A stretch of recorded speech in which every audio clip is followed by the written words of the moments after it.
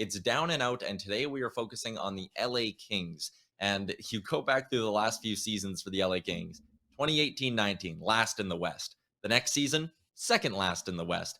The next year, 25th in the NHL. And then bang, this year, they come out and they make the playoffs. They almost hit the 100-point mark, even though they got bounced in the first round. And I mean, it was a Game 7 loss. Like, they very well could have still been playing this past week. This season, it's a success flat out for the LA Kings, right? Yeah, there's no doubt about that. I think I don't even want to say ahead of schedule. I think they're exactly on schedule. They've got a lot of work to do this off season though. And really what the first round taught me, and probably I would imagine if you're sitting in Rob Blake's chair in Los Angeles and Luke Robitaille, is they need help on defense. That they had a lot of young players that they transitioned into that position. But they weren't really able to withstand the injury to Drew Doughty. And obviously, that's a big one for any team to miss a Norris Trophy winner. But I think it also highlighted the sort of, growing pains that they've had as well. Like, they've got a bunch of players that have stepped into that spot. They missed Mikey Anderson for a period of time earlier this season in January and February. And you could tell just the individual growth and different steps that they've gotten from their team. Sean Dursey was a fantastic call up on their back end. They're all young for the most part, but they only have 2 to 3 guys that are under contract for next season, really starting with Matt Roy.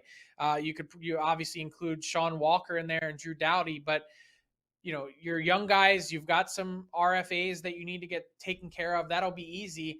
But who is filling out this group, and how can you continue to add to it in the offseason via trade or free agency? You think back to last summer and how they sort of acted kind of quickly, adding someone like Victor Arvidsson and the job that he did up front after his trade from the Nashville Predators. He had a solid season, bouncing back with 20 goals.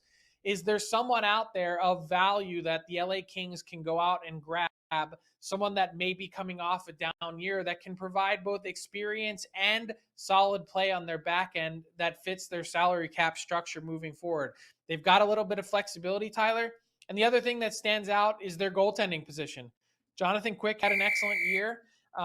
He really took the reins from Cal Peterson, but Cal Peterson's 3-year contract at $5 million a year kicks in starting this upcoming season.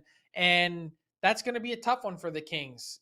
Peterson didn't exactly end the season on a high note, with his spot on the roster, .895 save percentage and almost half the games played this season.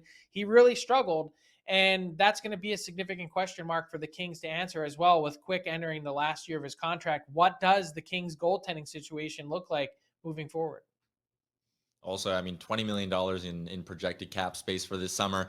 You would imagine a big chunk of that is going to a guy like Adrian Kempe, who had himself a fantastic season. He's a pending RFA. Just because you made the playoffs once, there's never that guarantee. So it'll be interesting to see how Rob Blake utilizes the cap space he has to try and improve this team a little bit more and make sure they can get back to the dance